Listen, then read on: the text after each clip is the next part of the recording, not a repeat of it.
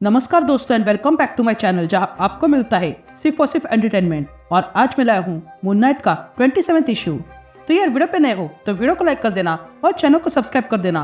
और साथ ही मेरे चैनल पर ज्वाइन बटन स्टार्ट हो गया है तो आप वहां से भी ज्वाइन कर सकते हो। और उसी के साथ अब आप मुझसे व्हाट्सएप पर भी जुड़ सकते हो जिसका लिंक मैं आपको डिस्क्रिप्शन में दे दूंगा। तो यार पिछले इशू में आपने देखा कि ब्लैक स्पेक्टर कौन है ये ढूंढने मून नाइट निकला है, लेकिन तभी ब्लैक स्पेक्टर मून नाइट पर उसके पुराने दुश्मन छोड़ देता है जिससे लड़ते हुए मून नाइट घायल होता है। लेकिन तभी मून नाइट को बचाने के लिए 8 बॉल आता है। तो अब आगे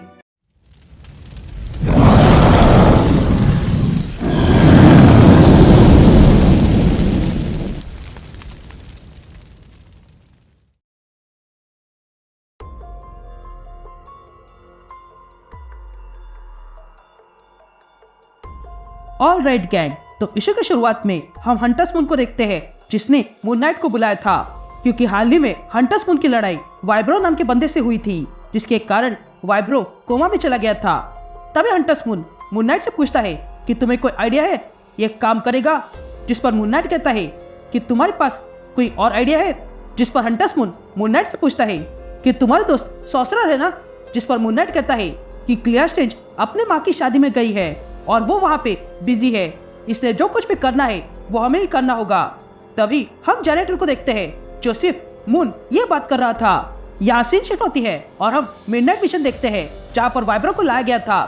तभी हंटर्स मून मून नाइट से कहता है कि ये अब तक का सुना हुआ सबसे कम मेडिकल प्लान है, जिस पर मून नाइट कहता है कि मैंने पहले भी कहा था और अब भी कह रहा हूँ, क्या तुम्हारे पास कोई आइडिया है, क्योंकि वो मैंने था जिसने वाइब्रो को मारकर कोमा में डाला है। ये वाइब्रो हमारा एकमात्र सोर्स है जो ब्लैक स्पेक्टर के बारे में बता सकता है, जिस पर हंटर्स मून कहता है कि यही प्रॉब्लम है, इसका ये हाल मेरे कारण नहीं हुआ है। ये कहते हैं हंटर्स मून वाइब्रो को इंजेक्शन लगाने लगता है। तभी हंटर्स मून मून नाइट से कहता है देखो मैं समझता हूँ कि किसी के दिमाग से जुड़ना कैसा होता है, पर हमें जानकारी चाहिए। मैं तो वहाँ आइलैंड पे मार खा रहा था, इसलिए तुम्हें वाइब्रो के पास भेजा था ब्लैक स्पेक्टर के बारे में जानने के लिए।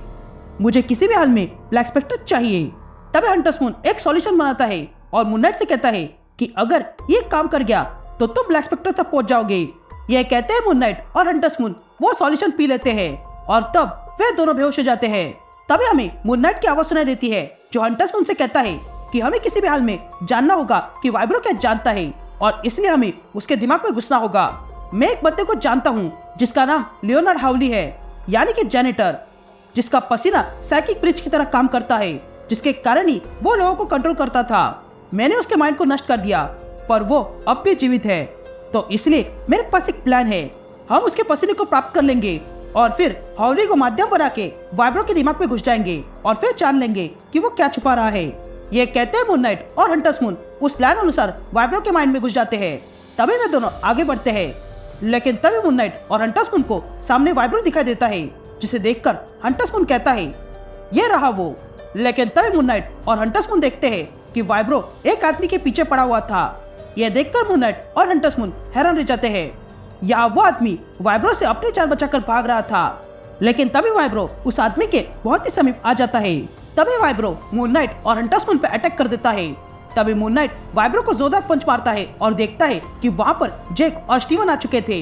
ये देखकर मार्क जेक और स्टीवन से कहता है कि यहाँ से चले जाओ, लेकिन तभी जेक उस आदमी से मिलता है जो वाइब्रो से बचकर भाग रहा था। तो वही जेक और स्टीवन उस आदमी से बात करने लगते हैं।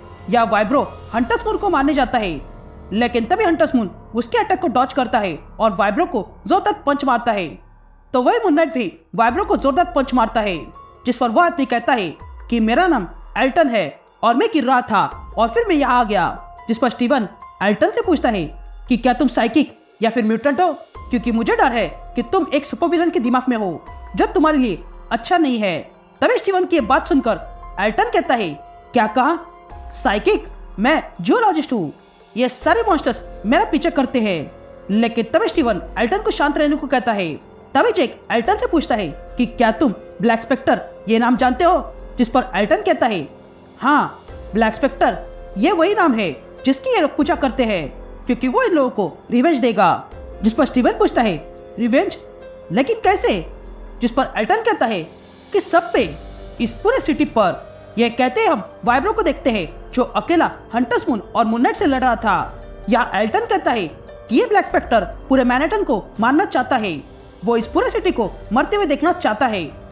जिस पर जैक पूछता है कि वो ये कैसे करेगा, जिस पर एल्टन कहता है कि वाइब्रो को जियोलॉजी पता है और उसके पास एक और बंदा है जिसका नाम सार्नेक है। उसने एक अजीब सा साउंड बनाया है और ब्लैक स्पेक्टर जानता है कि उस साउंड का कैसे इस्तेमाल करना है। ये वाइब्रो मैनहट्टन के जमीन के नीचे जो ड्रिलिंग चल रही है उसे सुपरवाइज कर रहा था। वो असल में यहाँ पर एक रेजोनेटर बना रहा है ताकि उसके जरिए पूरे मैनहट्टन में सार्नेक की म्यूजिक फैला सके, ताकि सारे लोग एक ही पल में पागल हो जाए। इधर मून नाइट और हंटर्स मून देखते हैं कि जब वो वाइब्रो को मारते हैं तब एक और वाइब्रो आ जाता है और ऐसे करके उन दोनों ने अब तक कई सारे वाइब्रो को मार दिया है। तभी मून नाइट और हंटर्स मून वहां आ जाते हैं। तब स्टीवन मून नाइट से कहता है कि एल्टन ने हमें बहुत कुछ बताया है, हम जान गए हैं कि ब्लैक स्पेक्टर क्या करने वाला है। जिस पर मून नाइट स्टीवन से पूछता है कि क्या तुम जानते हो कि एल्टन कहां से आया है। जिस पर स्टीवन कहता है नहीं, पर यह बोल रहा था कि यह गिर रहा था और फिर यहाँ आ गया, लेकिन वो यहाँ आने के बाद वाइब्रो का प्लान जान गया। जिस पर मून नाइट स्टीवन से कहता है कि ये ब्लैक स्पेक्टर अब कहां पर है, लेकिन तभी जैक देखता है कि वहां पर अब और भी कई सारे वाइब्रो आ चुके थे। तभी देखकर सबके सब भागने लगते हैं। तभी हंटर्स मून नाइट से कहता है कि ये बहुत सारे हैं, हमें यहाँ से निकलना होगा। तभी आगे हंटर्स मून नाइट से पूछता है कि वाइब्रो के भाई की फाइल तुमने पढ़ी थी ना। जिस पर मून नाइट कहता है हाँ, वो मैंने पढ़ी है।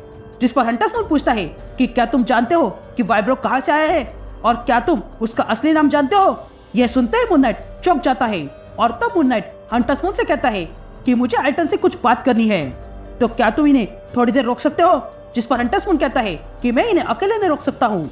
जिस पर मून नाइट हंटर्स मून से कहता है याद करो हम कहाँ पर है और ये याद करो कि हम अकेले नहीं है क्योंकि हम फीस्ट ऑफ कोंशू है। यह सुनते ही हंटर्स मून पुराने सारे फिस्ट के स्पिरिट को बुलाता है और फिर उन स्पिरिट के साथ मिलकर उन वाइब्रो पे अटैक करता है। इधर मून नाइट एल्टन से कहता है मेरी बात सुनो, मैं जानना चाहता हूँ कि ब्लैक स्पेक्टर क्या कर रहा है और वो कब ये प्लान शुरू करेगा ताकि मैं उसका हमेशा के लिए अंत कर सकूं। जिस पर एल्टन कहता है कि मैं उसे नहीं जानता हूँ। जिस पर मून नाइट एल्टन से कहता है तुम जानते हो क्योंकि तुम हमारी तरह बाहर से नहीं आए हो। जिस पर एल्टन कहता है हाँ, मैं गिर रहा था। जिस पर मून नाइट एल्टन से कहता है कि तुम्हारा एक्सीडेंट हुआ है और तुम साइलेंटर्स में गिरे थे और तुम्हारे साथ वहां पर न्यूक्लियर पावर्ड सेस्मोलॉजिकल इक्विपमेंट गिरा था और फिर उसके बाद वाइब्रो बाहर आ गया।